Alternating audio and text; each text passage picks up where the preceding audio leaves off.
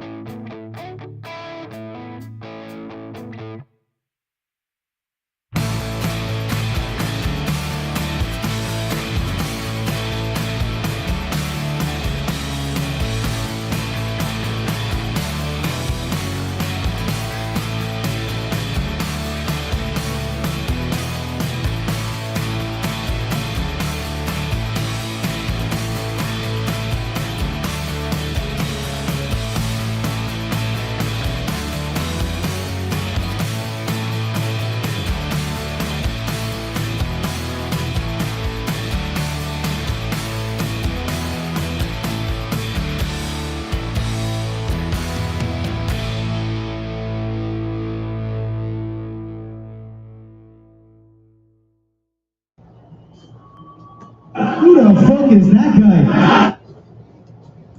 Welcome, everybody. Joe Quills here with you. Oh, there it is. I was wondering where my wallpaper went because it went to the default there, but we're here, and it is a Thursday night here. And yes, we are here on a Thursday, contrary to what some people would think because I took like a month of Thursdays off. But we're back here tonight, and we're going to make fun of Chris Collinsworth again. First time in 6 months, because Chris Collinsworth's. Uh, we all know Chris Collinsworth, his saying that he's famous for. Now there's a guy. Now meanwhile, everybody that's there in Canton, Ohio tonight, and probably every sports bar or casino that's watching the football game tonight, I guarantee you this has been uttered a few hundred times already. Who the fuck is that guy? Thank you, Conor McGregor. So, football is back. Had a little disappointing start to the game. Even I didn't catch the beginning of the game because there was a baseball game down in South Philly tonight. Phillies did win 7-3. Christopher Dirty Sanchez win number 15 on the year. Got a chance to win 20 this year. And hopefully that is the case. But going back to football here, we had an opportunity for something that never happened in football history. What is that? A quarterback finishing the college football season with a pass and throwing the first pass of the NFL season the next season. Well, that didn't happen because I'm guessing that Arizona won the toss and elected to defer to the second half because, and by the way, I hate that rule. If you want the ball in the second half, just say, we're kicking off. There you go. So, but, you know, it is what it is, and, you know, but I need to turn the TV down as well because I have a little too high. There we go. The game is now on. I'm not paying attention to the game, nor do I care. You know, it's just a bunch of people on TV, and hopefully we'll get there. So before you know it, they'll be lining up in Seattle. And I probably could have had this at the beginning of the season. Probably could have had this on the list of things to talk about. But the Niners and the Rams are taking two very different routes to Melbourne. To the Melbourne game, I should say. What do I mean by that? Well, the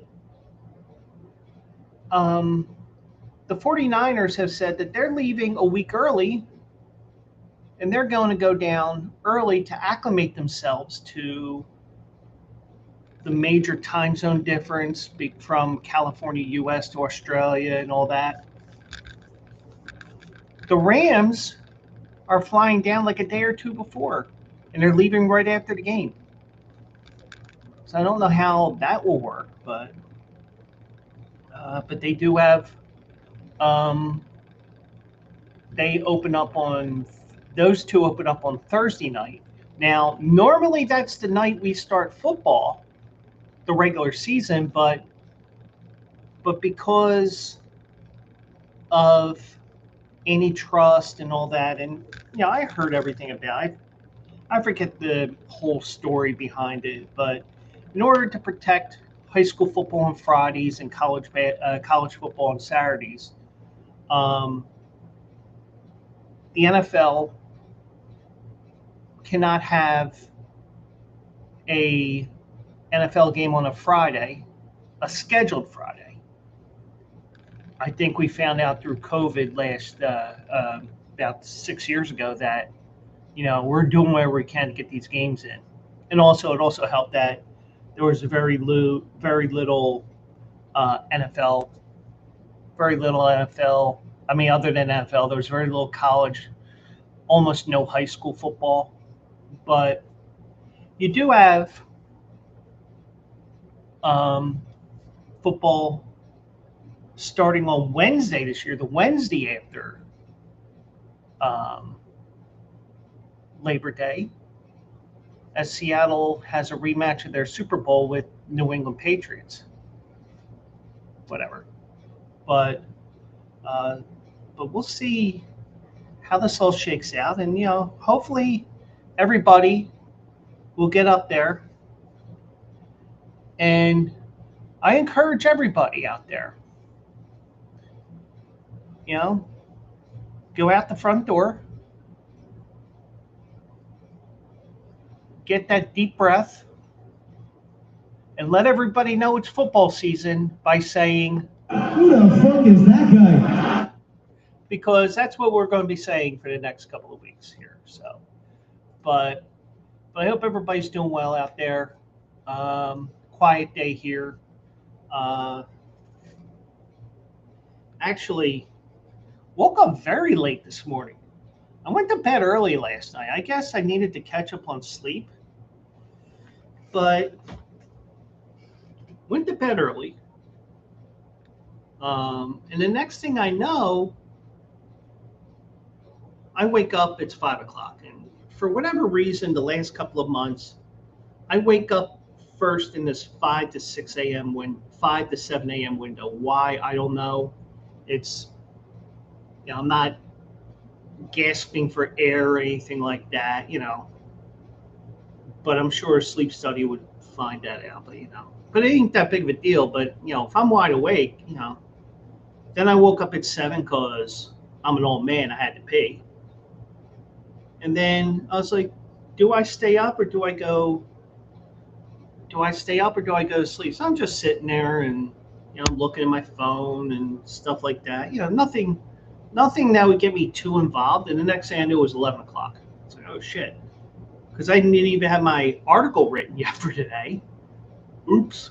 But it did get posted fairly quickly once I got myself out of bed. So, but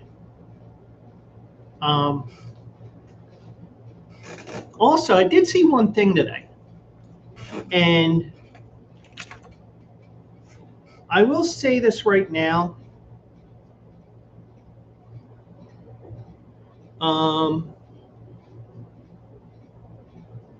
This I saw on Crossing Broad this morning, and I think I saw this when I woke up the final time. Apparently, Cruz Azul, which is a Mexican league team, soccer team, they're at Subaru Park tonight, taking on the Philadelphia Union in a Leagues Cup match.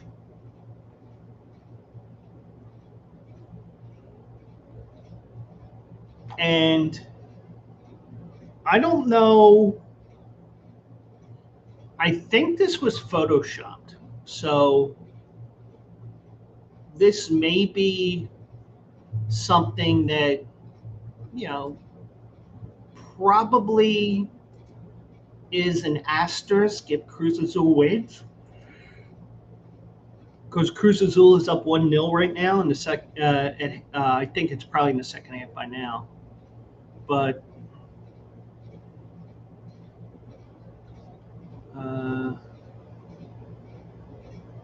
yeah, they scored 3 minutes in. But here's what Cruz Azul said today. First of all, they said, hello, Philadelphia in Spanish. Whatever La Maquina in Philadelphia means, I'm not going to use Google Translate. I'm not going to try to find it, but try to find out. But they're promoting a match and, all this different stuff here. But once again, they're messing with the Rocky statue. Not sure it's a smart move, because if you remember, a couple of countries, and one of the countries in the World Cup, and we did cover this, they decided, might have been the Dutch? No. One of the countries that played here in Philadelphia, they had rope around the Rocky statue, and they had a sign in their native language that basically said, do not mess with the Rocky statue. It was France, that's what it was. I'm like, dude, you're playing Haiti. I mean, you could gang rape Rocky and win that game. But Cruz Azul did that, and of course, Crossing Broad, since we're in Philadelphia, well, I'm in Philadelphia. I don't know where you guys are tonight, but they, so they're playing in this tournament that Crossing Broad says no one cares about. It's a forced competition involving MLS and Liga MX teams, and it's entirely in the United States and MLS venues. So anyway, these jokers posted a picture with their flag on the Rocky statue, which I showed you.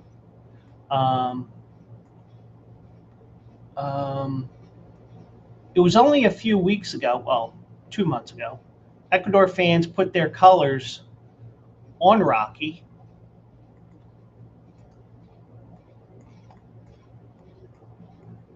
And they lost to Ivory Coast. at Philadelphia Stadium. Then one of their guys tried to reverse that curse by doing a spiritual offering. He placed one beer and one fish stew at the foot of the statue in hex-breaking fashion. Now, that's a Ecuadorian tradition.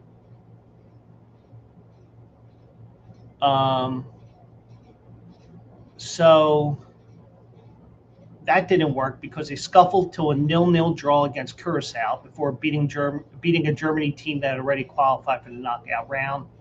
Ecuador stuck into round 32 and then was dumped by Mexico in the round 32. But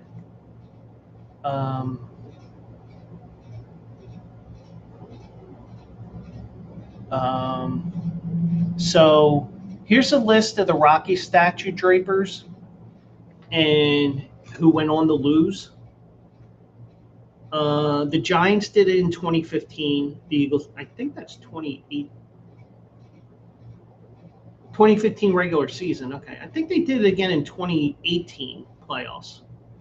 The Vikings did it in 2018. Eagles won. 2018, a Patriots fan did it to Rocky. Eagles won the Super Bowl, and we had a parade of a lifetime. 2023 championship, Niners did it.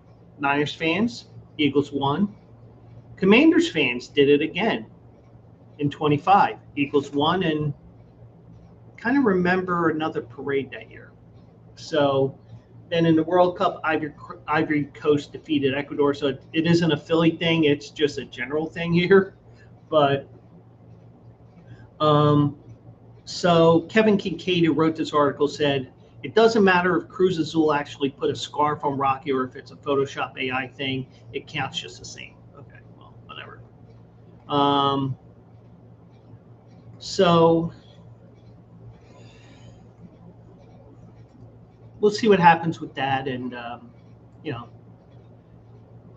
but I don't know how many times opposing teams' fans have done it and they've won. So I would think it's once or twice, but I don't know. So, but been an interesting day here in Philadelphia. Phillies won 3. They're third of four against the Nationals, and I had no clue who they were playing tonight or tomorrow night. Here they're playing Toronto. And of course, because I play out of the park baseball and also watch streams on here on Twitch. And by the way, you should be following me at twitch.tv/JoeQuills. I didn't know who the Phillies were playing. And then I hear John Kruk with a coherent thought for once saying the Phillies missed Dylan Cease this weekend, and Tom McCarthy said, yeah. And I had to do a double take, and I had Dylan Cease on my fantasy baseball team, I think. And I still was like, look, here it's Toronto. I mean, I remember the days when I was a kid where I could recite that schedule, boom, boom, boom. Not necessarily the dates itself, but I could tell you it was Montreal to start the season, then at Pittsburgh, at St. Louis, then home to the Mets and the Pirates, something like that. Because, that was the way I was back in the day. But today was Jaylen Brown's turn to throw out the first pitch, and I hope he did throw a strike. Well, something that was above the ground. But, I didn't see anything. I got the alert after the game was over, right when I was about to start. So I haven't watched it yet, so hopefully it was a strike. But Jaylen Brown was in town, and he got to meet the media today. Now, I'm thinking eventually LeBron will be in town to do the press thing. Not that he really needs to, because, what are you going to ask a guy who's been in the league 24 years other than the fact that how does it feel being 45 years old? All right, I'm over-exaggerating, but you get the idea.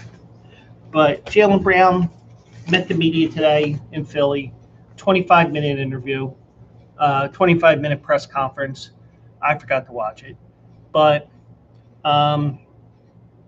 He said he was surprised when he learned he'd been traded. He wasn't that surprised when he learned he'd been traded from the Boston Celtics to the rival, the Sixers, because of how often he heard his name in trade discussions during his 10 years with the franchise. And here's one thing that, can be another bullet point for the Major League Baseball Players Association. Even though you do have it with MLB, you do have it with the NBA. You don't necessarily have that much in the NFL, but you do have it in hockey every once in a while. But you do have a ton of, you do have a lot of trade rumors going along. And, you're trying to get under the cap. And, and in the NBA, there's aprons, double aprons, all that stuff. So, that's stuff that I have no idea about because, I haven't totally studied the collective bargaining agreement or how any of this stuff works. But,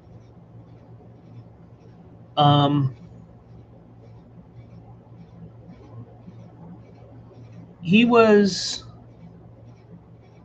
I don't know what it would be like sitting, for 10 years being a part of trade rumors. Even though you're with a team that you helped win a championship. Now, granted, you get to a certain point where even with the new collective bargaining agreement and everything, that, you got apron, double apron. I don't know if there's a triple apron or anything, but there was the triple Lindy.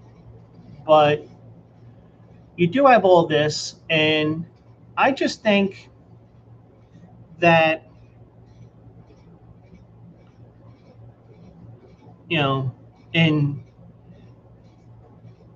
it's kind of hard to play 10 years and be trade bait, trade rumors for all that time. But also you have, and like in baseball, you have all different ways that you can get a no trade clause. Well, let me rephrase it. There's a lot of players that have no trade clauses or have the right of first refusal. Because all a no trade clause means is you got to tell me where you're sending me. In this case, in baseball, you either get it written into your contract or you get 10-5 rights, where 10 years in Major League Baseball, 5 with the same team. That's why, like I said this when I still had season tickets with the Phillies. I said to the people sitting next to us, and I said it to Mike a lot of times. I said, if you're going to trade Ryan Howard, and mind you, when the time was ticking toward the 10 years, he tore his Achilles, and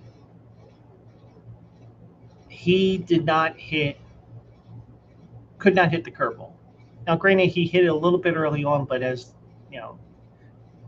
it was his kryptonite. So once you get to 10 years and you got the 10-5, or in Howard's case, 10-10, because he was with the Phillies the first 10 years, they're virtually untradeable. Because, one, the player can refuse, and in Ryan Howard's case, he was a failing athlete on the team. So little by little, everything was going downhill for Ryan Howard's career. And by the way, he'll be in town this weekend because it's alumni weekend. Or it's Hall of Fame weekend, because Chase Utley gets into the Wall of Fame. So he was disappointed with the Celtics' process and communication, however. Um, he said, when I first got traded, I threw my phone across the room. Now, I don't know if I didn't know if they told him, hey, you're getting traded to Philadelphia or anything like that. I don't know how, but I think with a player with 10 years experience in the league, somebody brought you a championship. I think you have a talk with him and say, hey, we're looking to trade or anything like that, or at least to your agent. But it seems like he didn't have that conversation with the Celtics. Now, granted, you're in the off season, he may be in Cancun. He may be somewhere, but apparently he was home wherever home is because he wasn't on Twitch at the time, but he was home. So soon afterward, Tyrese Maxey reached out to him and said, I know it's a lot of stuff going on right now, but we're excited to have you. Now, that's a leader. That's a leader right there. And I'm glad he's on my team, my town, my 76ers. Because the one thing is, it's almost like it's a fraternity, because starting in September, I guess it is, you're going to be pretty much going to see these guys every day, hopefully until the middle of June. So you hope that's the case. But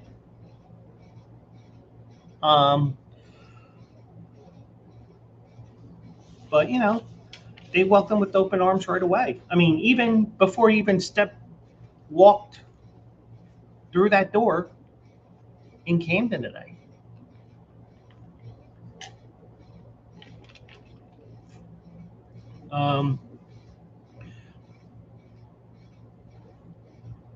So Brown said today, I think everybody knows how incredible the opportunity we have here, but we also got to put in the work.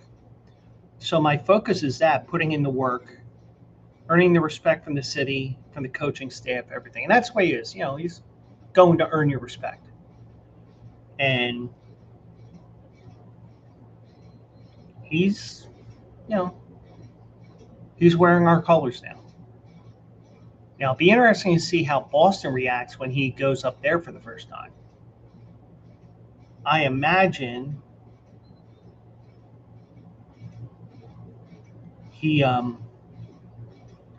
for the first game, the first exhibition game, if he's there, and maybe the first regular season game up at Boston. By the way, that schedule will be out next week.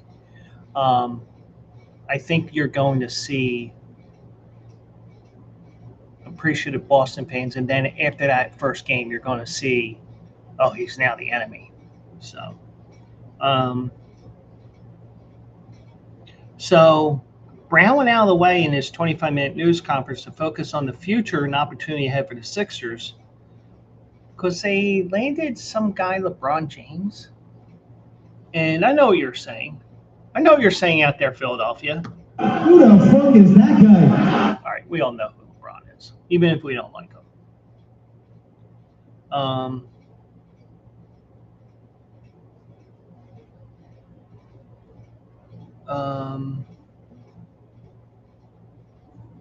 So Brown said the Celtics' decision to offer him in trade discussions for Giannis before ultimately being shipped to Philly after the first round loss to Philly.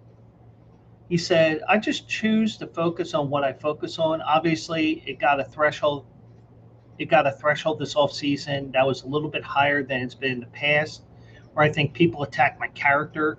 Some even went as far as saying I had a disease. Okay. But, I'll trust, you know, Philly sports talk radio is probably even worse than Boston.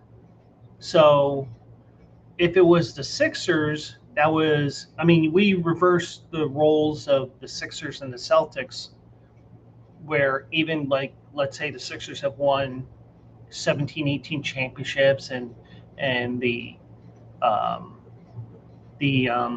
Celtics were the team that were always losing to the Celtics. I guarantee you, Philly would have said the same thing about certain players, or even worse. Hell, we say a lot of shit about Joel Embiid, but he also said it's been a crazy transition, to be honest, but none of it is completely surprising, even though some of these things were said internally, and through the organization and stuff like that. There's been conversations. And obviously, again, trade to the Sixers, like somebody that for the last 10 years has been a rival, that was a process too. And yeah, he's going to, I mean, obviously he got the ceremonial jersey today, but when training camp comes around and he's down here or wherever they have training camp, whether it's in Camden or wherever, probably be a little strange to him that, this is really real, because not only is it real today because he's meeting the media here in Philadelphia, it's also real because of the fact that, oh, by the way, I'm actually putting on this jersey. I'm no longer putting on the green of the Celtics. I'm putting in the red, white, and blue of the Sixers now.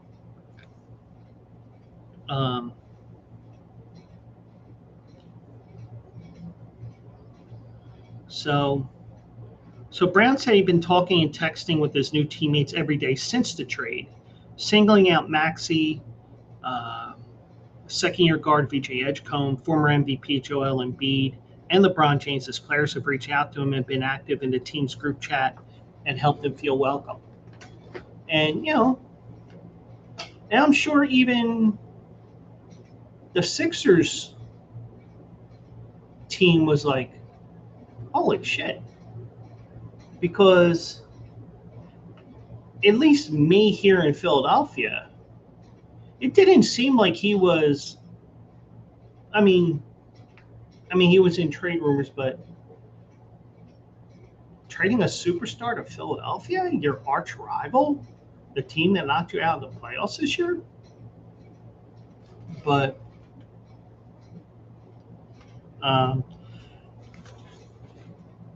he's also acknowledged the challenge ahead of him. Obviously, it's a lot of guys with talent and egos, and yeah, that's true. And you got 5 guys who can take the last shot as long as they don't foul out. But to win, you have to be able to sacrifice. You got to be able to have trust and communicate. I want to come in transparent. I want to come in with my agenda on the table. Look, this is what I'm here to do.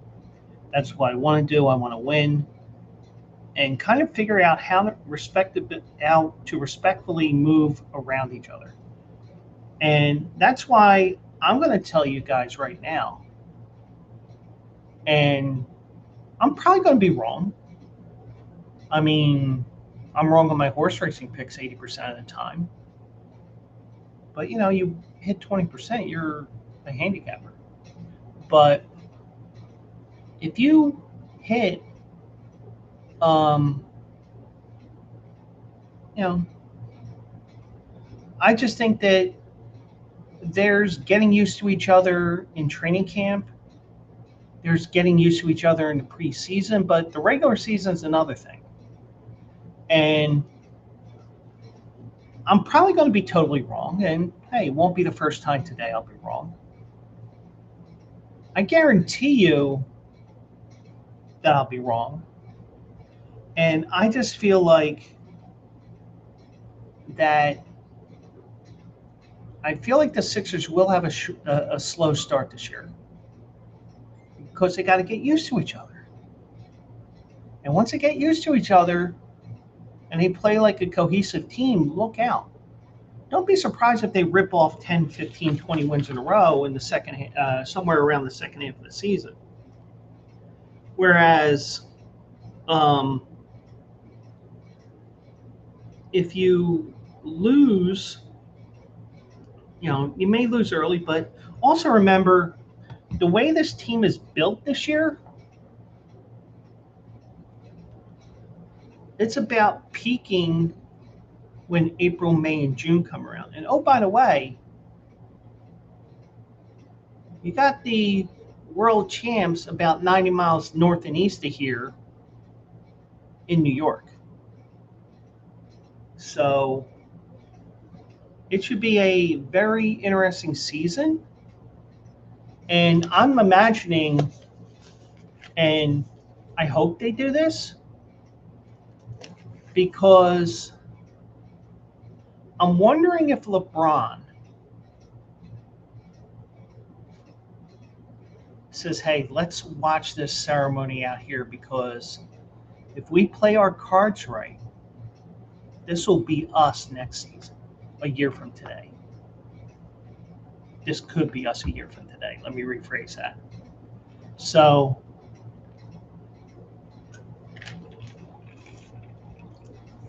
that's something. I mean, I wouldn't be surprised if opening night is Sixers at the Knicks. But you see all this, and I would not be surprised if you see the Sixers starting off slow and then getting into the swing of things later on in the year. And also, I think LeBron really respects Jaylen Brown, because if you remember in February, if the Browns Celtics beat James Lakers in LA, James publicly endorsed Brown for the MVP award because how he carried Boston during the regular season while his co-star Jason Tatum was recovering from the Achilles injury.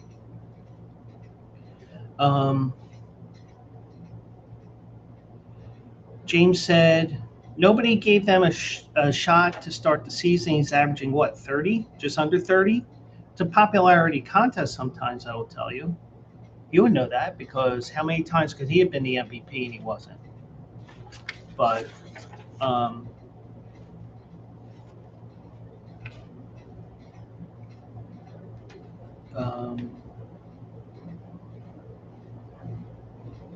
so he's focused in what's in front of him, as he said. But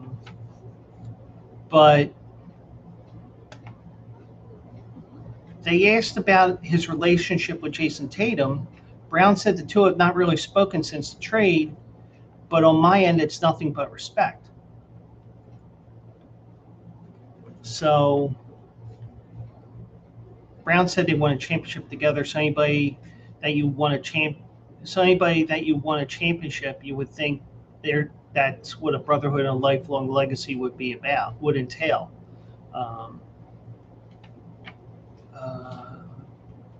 In the end, it's nothing but respect. But besides when he plays the Sixers, I hope he does well. But other than that, everything for me is just based on respect, which is rightfully so. That's the professional thing to say. I think Jaylen Brown's been in the league enough to know what to say to the media and everything, but he got to meet the media. He got to throw out the first pitch of the Phillies game tonight. I imagine. Well, I don't know if he got to go into the Phillies broadcast booth, but he was there. He was at Citizens Bank Park tonight. I imagine in a couple of weeks, because the Phillies will go on the road next week. They go to wherever they go, Monday, Tuesday, Wednesday. I think it's St. Louis.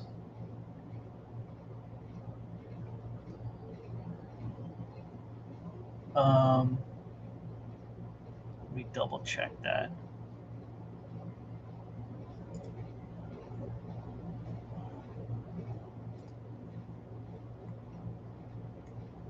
Yeah, they go to St. Louis for 3, and then they go to Minnesota, where the first game is the Field of Dreams game.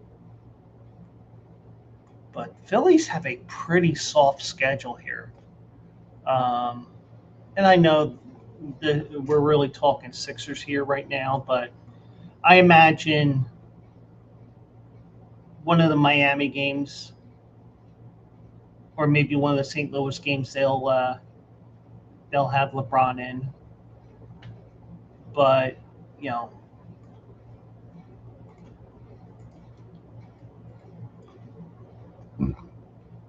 Cardinals are a game under 500. So that could be a tricky matchup. Toronto is last in their division. Minnesota, they're 3 games under 500, but they're only 4 games out of first, so they got something to play for right now. And then you play Seattle, who's 4 games under 500, after they play Miami and St. Louis. And Miami's only 3.5 behind the Phillies in the standings. But yeah, you got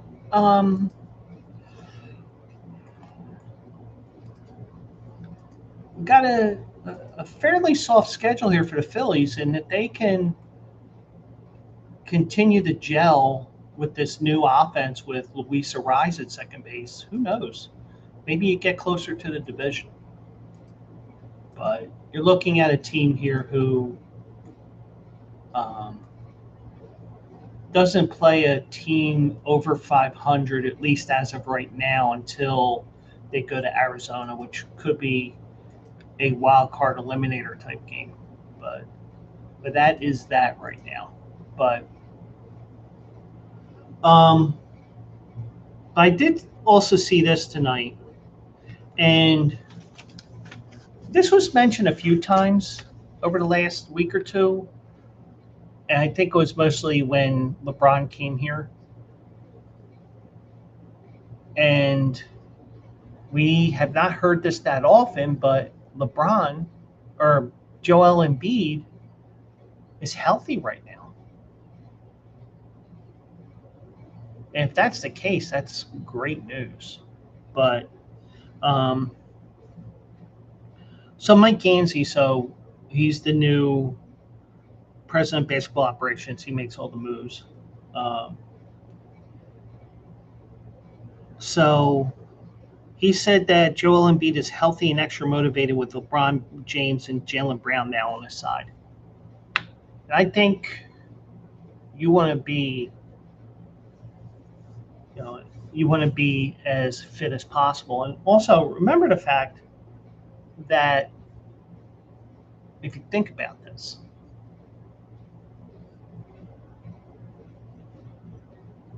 LeBron James, because he's going into his 24th year, no matter how much you like him or not, he's going to impart some wisdom on Joel Embiid on how to stay healthy, or at least try to stay healthy. I'll say try to stay healthy because a lot of times in sports, it's the freak injuries that occur, not something that's you know what I mean. But so Gansey said in an interview with Kevin Negandhi of ESPN, he said Joel is great. This is his first summer, I think, in a while that he's been healthy. So he's been in the gym working out. He's been lifting weights. He's extra motivated. He wants to play a lot of games. He's excited about the group we've built now. He said even before the trades and LeBron coming to Philly, I think he was excited. And he's motivated to have a good year, and he's ready to go. But of course, you're going to have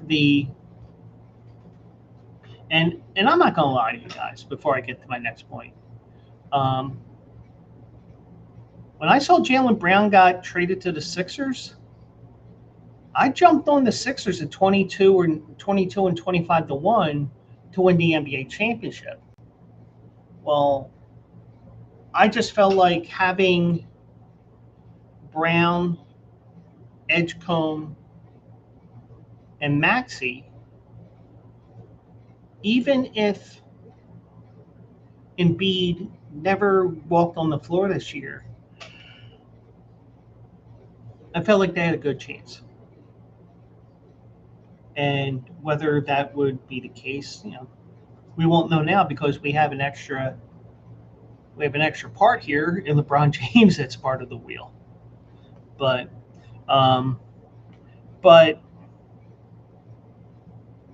we all know over the past 3 years, Embiid's only played 96 regular season games. He's not played more than 40 games since 22-23, which was his MVP season. So yeah, it's a problem especially when you got a guy who's making all the money he is. Gansey said the team will decide the best course of action for Embiid once the schedule was released next week. So I guess that means you're not going to see many back-to-backs from him.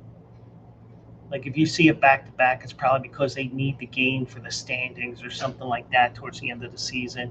It isn't going to be, oh, well, we play a Friday-Saturday set with Indiana. Oh no, we're not going to play those 2 games. He's not going to play those 2 games. We'll play one of them, and whatever game isn't on national TV. But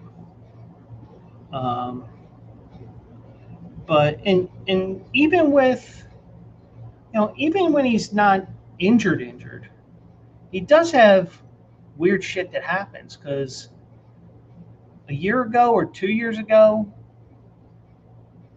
he suffered from Bell's palsy and still scored 50 in a game, I believe. This past year, he had an appendectomy right before the start of playoffs. He returned in round 4 of the first round series against the Celtics. Then he missed game 2 of the second round against the Knicks because of ankle and hip injuries. He ended up playing 7 of the 11 playoff games. But I think his mentality is, if I can walk, I'm playing. And sometimes the Sixers have to pull him back, even if it's the playoffs. Or, we're not going as blah, blah, blah, blah, blah. So Embiid has had a healthy summer for the first time in a while. He's rejuvenated by the blockbuster summer. We all know the Paul George trade to Boston for Jaylen Brown. And then you sign LeBron. So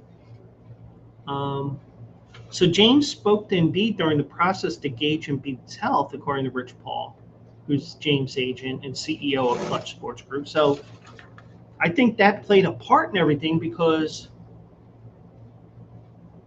I think that he knows, LeBron knows what this team can do, and he can do his part as well. And like my one friend told me, don't expect LeBron James from 10 years ago. Even if he's the 4th option, it's still better than nothing. And LeBron has always been the guy, even though he's padded his stats for 23 years, he still has, he loves to pass the ball as well. I mean, he's not the Michael Jordan type that's, just give me the ball. I'm scoring 80 on these guys, that sort of thing. Even though Jordan scored, I think his high was 69. But yeah, so. But I did see today, well, before I get to that, Gainsey did watch tape of James and Embiid playing together in the Olympics during the gold medal run. He said that felt the duo played pretty well together. So I think, you know, an opportunity like the Olympics can gauge what you think can happen, but you're also talking different atmosphere as well.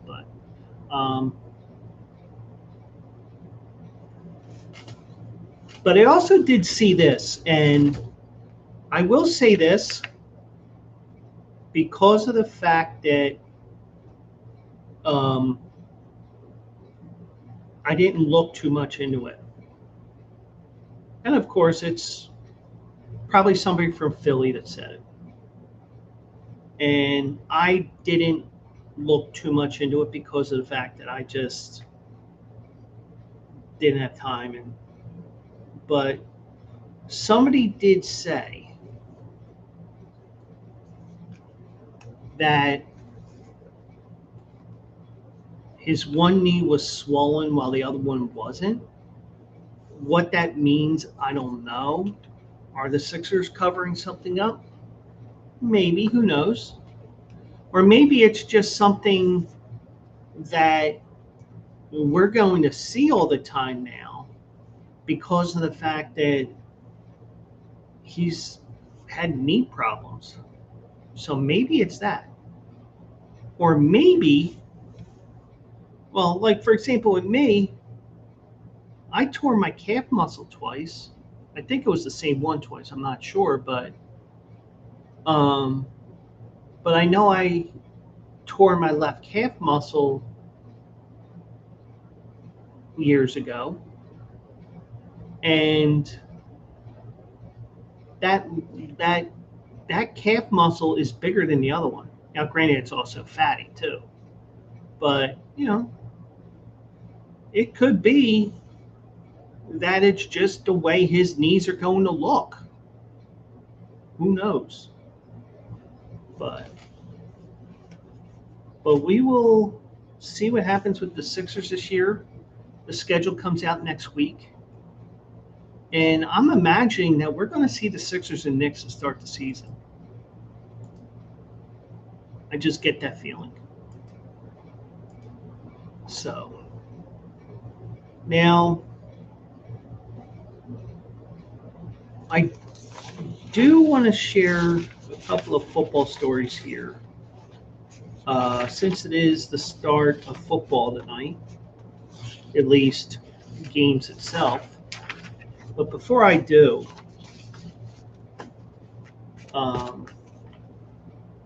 just want to remind you about also eligible this Saturday, 10 a.m. Eastern, 7 a.m. Pacific. And there is a segue to this. Trust me, it's an odd but interesting segue. But so we'll be looking at the races from Saratoga. AJ will be with me on Saturday. We'll take a look at the races and hopefully get you guys some winners. Had a tough week last week, but you know, hey, not every week can be a 3 out of 4 win or a day where I give you a double that pays 35-1 odds or anything like that. But you know, things happen from time to time, and you know, you get good weeks and bad weeks, and you got some great racing here. You got the Saratoga Derby, you got the Test Stakes, you got the 4-Star Dave, which is a win and you're in for, I believe, the Breeders' Cup Turf.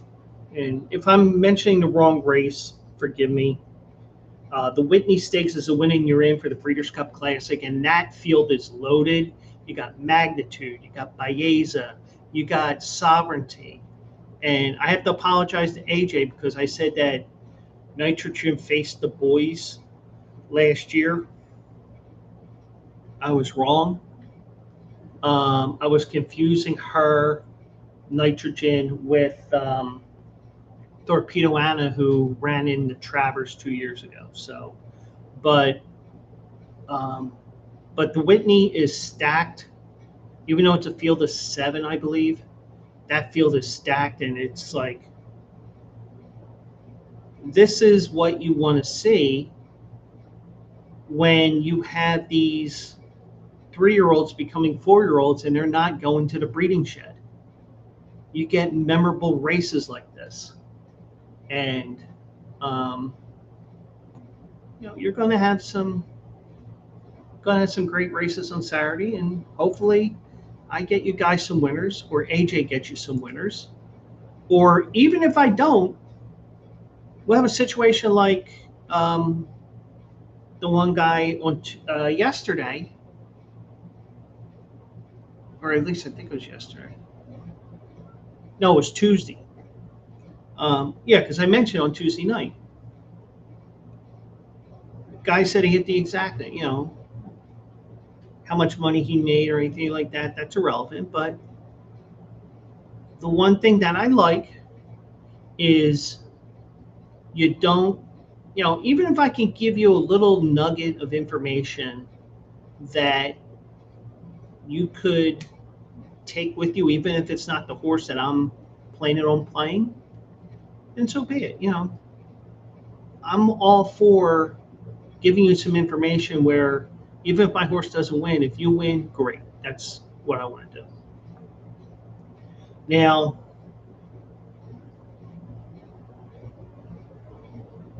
the Indianapolis Colts, see the segue there? Horse racing, Colts, young male horses. But the Colts and Jonathan Taylor agreed to a 2-year, $44 million extension. And the interesting thing about this is, all because of Saquon Barkley a couple of years ago, running backs are starting to get paid. Bijan Robinson got paid the other day, was briefly the highest paid running back. I'll tell you who took his place in a minute. But Jonathan Taylor agreed to a 2-year, $44 million deal. It has a maximum dollar value of $47 million, including $39 million guaranteed, the third highest total for a running back in history. So running backs aren't making 45, 50, 55, 60, 65 like the starting quarterbacks are now, but we're starting to see next man up in the running back position as well, if they're good enough. And you've had a lot of, it takes one guy to break the door down, and maybe the faucet's a little loose and it's dripping a little bit. At least it's not a full-fledged gusher, but the faucet's dripping a little bit. So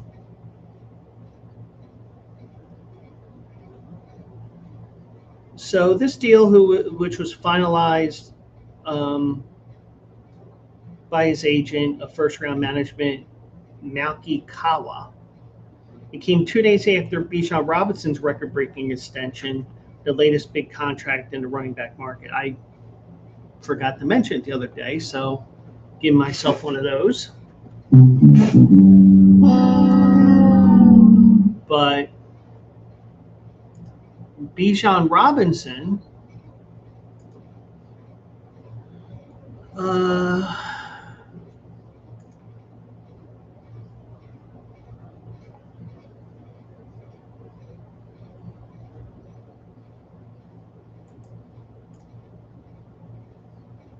let me find it here. Bijan got a 3-year deal worth up to $75 million, with $51 million guaranteed. So he's making a lot of money over the next 3 years, and he's worth it as well.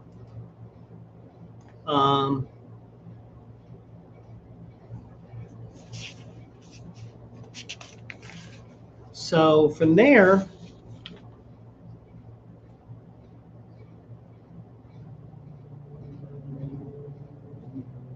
now, ironically, the media asked Jonathan Taylor yesterday or Tuesday whether he saw Robinson's deal as something that could jumpstart his talks with the Colts. He said, hopefully, I got to talk to my agent. I need to talk to him and see where things are at. Because, sometimes your agent is doing their job and, He's letting him do his thing. The agent knows what he wants, and obviously he knows how to negotiate with owners in the NFL. So,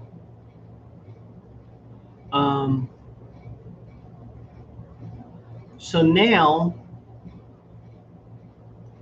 Taylor's under contract through the 2028 season. He was entering the final year of his previous deal he signed in 2023, following a lengthy standoff and hold-in with the Colts that only led to a 3-year extension. And we're seeing, and I wonder in the next collective bargaining agreement, because I think it's up in 2030, I wonder if the owners are going to address hold-ins as well, because, holdouts are, there's something about holdouts in a contract and all that.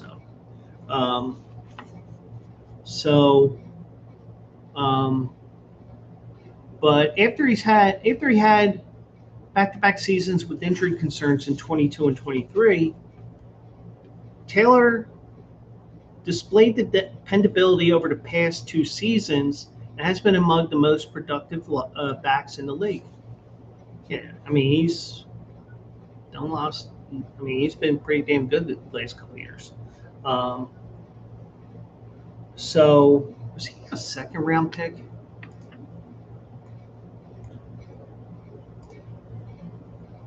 Yeah, he was a 2nd-round. Okay, yeah, because 1st-round picks get 5-year deals. 2nd-round picks get 4-year deals on the rookie contract. So,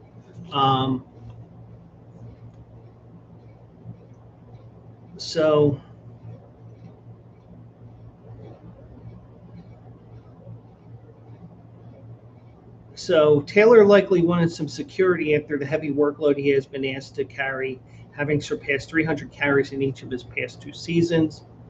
With only Derrick Henry compiling more rushes over that stretch, and Derrick Henry, he's right up there with the top running backs in the league right now as well. So Taylor's last contract came after a protracted fight with the team during a time when running backs were not seeing as many positive outcomes in contract negotiations. But Taylor's deal and others, such as Robinson and Saquon Barkley, last year have helped him turn the tide. So Taylor commented recently about what he described as a changing perception of the running back position. That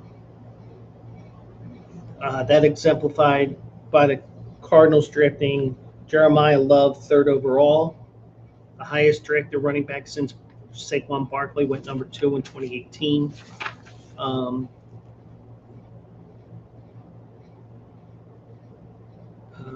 He thinks that could have the trend moving forward. And also, if you're good enough as a running back, you're going to see that if you're a top running back, you are going to be the next man up, but you got to prove that you deserve. I think this is a position where you're still going to have to prove you're going to be to be that next man up, and not like the quarterback position, because that seems to be a little shaky every now and then. But that's just me.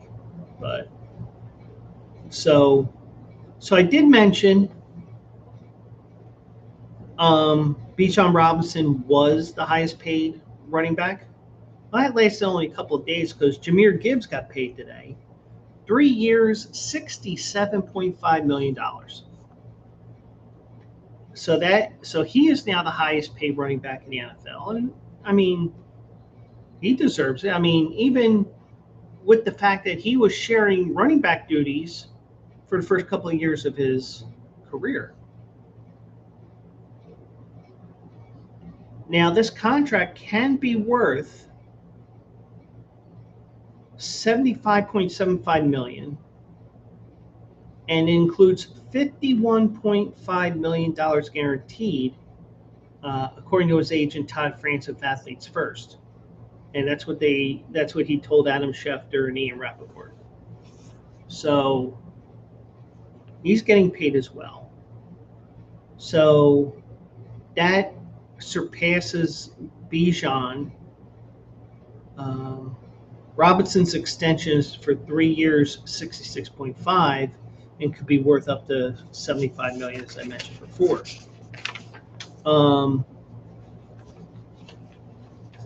But so the 22.25 million average annual value of Robinson's contract made him the NFL's third running back to get more than $20 million a year in extension. Jonathan Taylor and Saquon Barkley were the others before Gibbs got his contract today. Now, Gibbs, he has a 5-year contract because he was number 12 in 2023. He emerged as one of the most productive offensive players in NFL history, despite splitting snaps with David Montgomery throughout his time in Detroit. Gibbs already has 49 career touchdowns, most in the NFL for a player through the first 3 seasons, surpassing the previous mark by some guy, Barry Sanders. Perhaps you heard of him. But I mean, he's got 3,580 yards, and it's the 22nd most of any players years 1 to 3. Last year he was 5th in the league with 1,839 yards from scrimmage. 1,223 of them were rushing. But after a 9-8 finish in 2025, in which the Lions failed to reach the postseason, Detroit hired Drew Petzing as their new offensive coordinator, who spent the past 3 years as OC of the Cardinals. One of the main challenges will be to enhance the run game, which will be spearheaded by Gibbs and former Chiefs running back Isaiah Pacheco, whom the Lions signed to replace Montgomery. But we'll see if Pacheco bounces back, because he did not have a good year last year, and he was also hurt a lot. So, and Gibbs doesn't think he's played his best football yet, which is scary if that turns out to be true. But he's definitely going to be a guy to watch all year, and probably even maybe number 1 overall on some fantasy football drafts. But especially considering he can catch the ball too.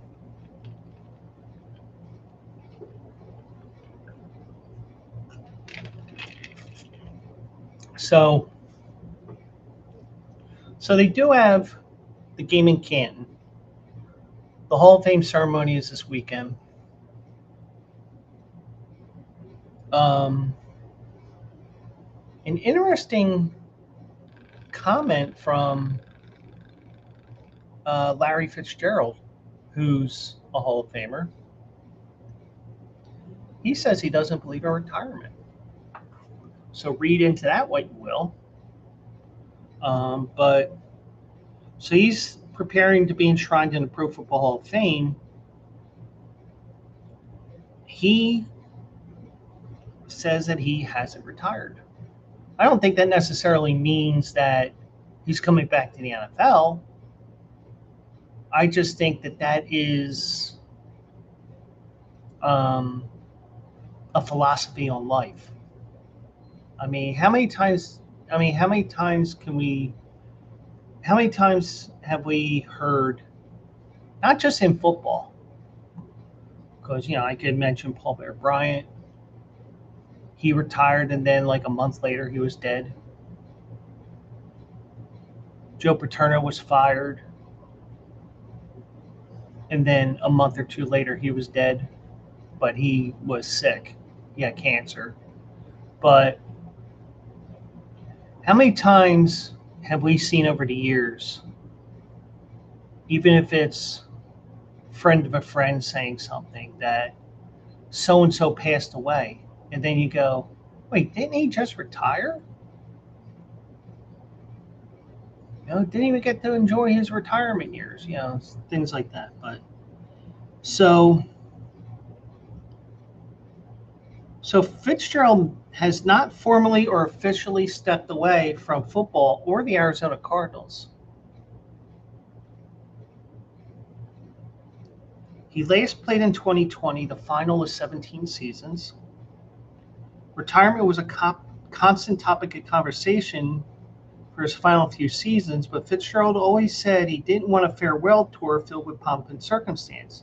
He said he'd just walk away quietly. Yeah, I mean, not everybody wants to be in the spotlight like that. I mean, I know when it was announced that I was taking the package at my job and quote unquote retiring, because what I was doing was not a retirement thing. It was just, hey, let me get the hell out of here. I think a lot of people were like, you're taking it? Well, there was reasoning behind it, and management was like, oh, yeah.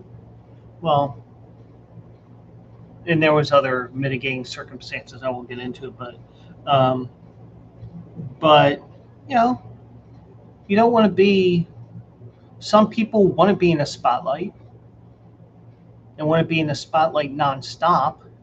There's somebody like Larry Fitzgerald that wants to be in the spotlight for his play, but he doesn't want to be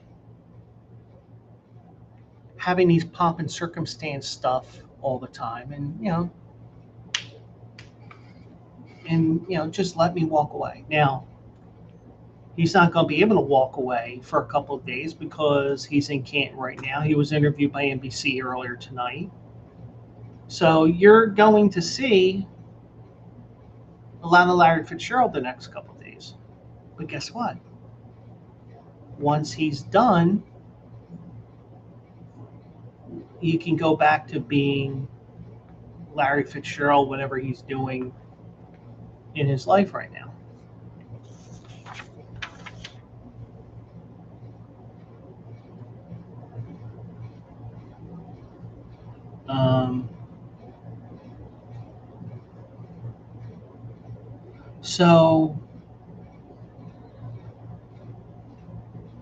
So he heard, it was because of conversations he said he heard his grandfather had with a friend, John Stroger, who was a longtime Chicago commissioner, that set up this mentality that he has. So Fitzgerald said today in Canton, I remember them talking about retirement killing more people in our country than anything. Exactly what I was saying. But I wasn't saying like that. And so that always stuck with me. And so I just don't believe in retirement. I just think you transition to different phases, especially as an athlete. There you go. So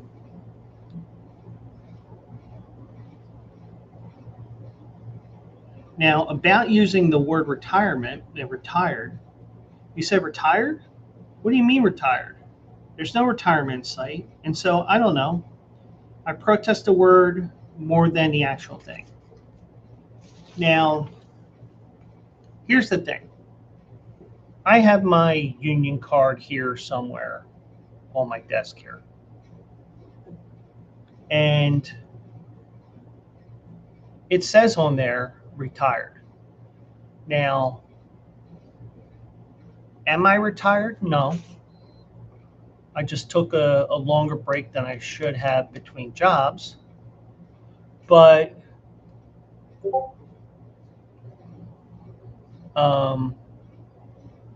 I always was sitting there, but I knew I have to do something else. So, and he also mentioned that he did consider leaving the Cardinals at one point. He said, I would be lying to you if it didn't cross my mind. I didn't think about it, and maybe even had conversations about it, but never seriously tried to put it in motion. I love where I was at, and quite frankly, I don't know if it would have meant the same for me if I went to somewhere where there was already some super team. But uh, but it's interesting because I think it's the way we use the word retirement in sports. It's what are you going to do with your rest of your life? But just because this phase of my life is over, it doesn't mean anything else is going to happen. That's the one thing I would say. And I think that I think that Larry Fitzgerald has the right mindset involved because, yeah, I'm retired from the NFL, so to speak, or you consider me retired, but I'm not retired in life. Because if I was retired in life, I might be dead. Because so many people do stuff like that. But yeah, so that is the case with that. And it was an interesting story nonetheless. Now, do have an update from down in Chester where the Philadelphia Union play. The Union did lose to Cruz Azul 1-0. So say what you will about the whole Rocky statue thing. The only thing I would say is, was that a real picture or was that Photoshop, AI, whatever? But, I don't know if it's actually, I don't know if it's a legit photo or not. And it's kind of like all the stuff going on with Mitch McConnell.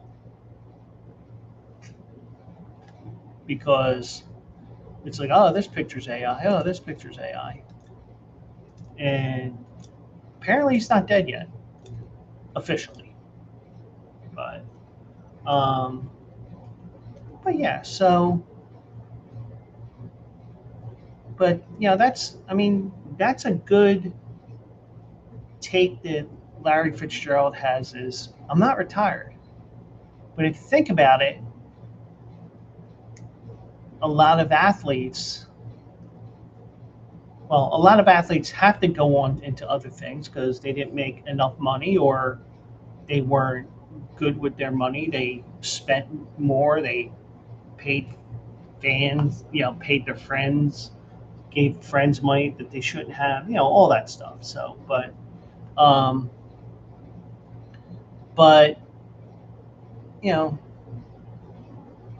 it's probably a good philosophy to have what he has with the everything with that. So once again, just a reminder: Quills Picks winners every day on QandARacing.com. 2 more days of racing from Saratoga that we'll cover, and then also eligible on Saturday. We are going to look at the races at Saratoga. Those are the 4 races there: Saratoga Derby, Test Stakes, 4-Star Dave, and the Whitney. The latter 2 are win and you're in races, and the Whitney is a stacked field. I mean, let me pull that up here real quick.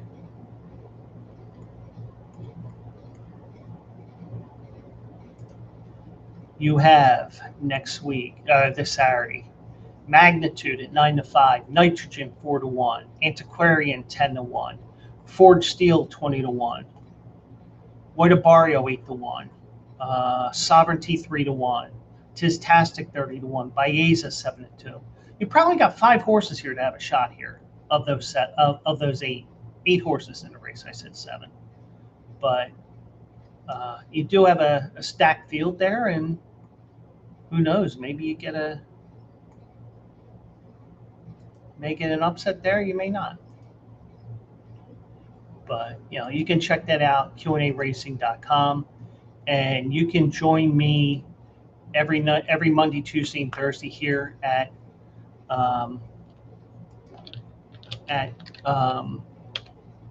twitch.tv/Joe Quills, all my socials are in the Twitch stream right now. If you can go onto all these things right now, all these sites right now. But if you go to twitch.tv/Joe Quills, that's where you want to be. Because I'm going to be gaming really soon. And once I do, look out, because you'll think, he's on again today? So, but for some reason, this isn't.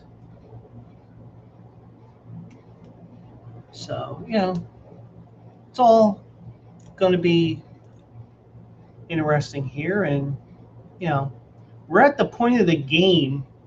Now, this game itself is one big. Who the fuck is that guy? And even this point of the game, the whole game's like that, but even this point of the game is. Who the fuck is that guy? Because there's a bunch of guys that won't be on the roster in a couple weeks. But it is what it is. So, but I do appreciate everybody watching tonight. And we'll do a live Monday night at 9 o'clock for another edition of the Joe Quill Show. And we will, I should say that's pending. So, just check my socials. I'll let you guys know Monday late afternoon. There's a reason behind it. So, and also join me on Saturday morning, 10 a.m. on these same channels for Also Eligible.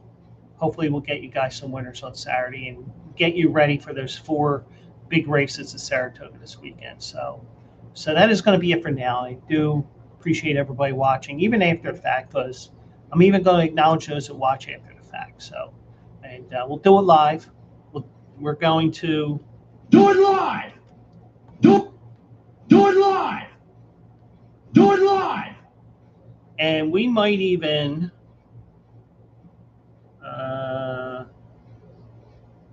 Show me! well, not that. We might even do this. Excuse me while I whip this out.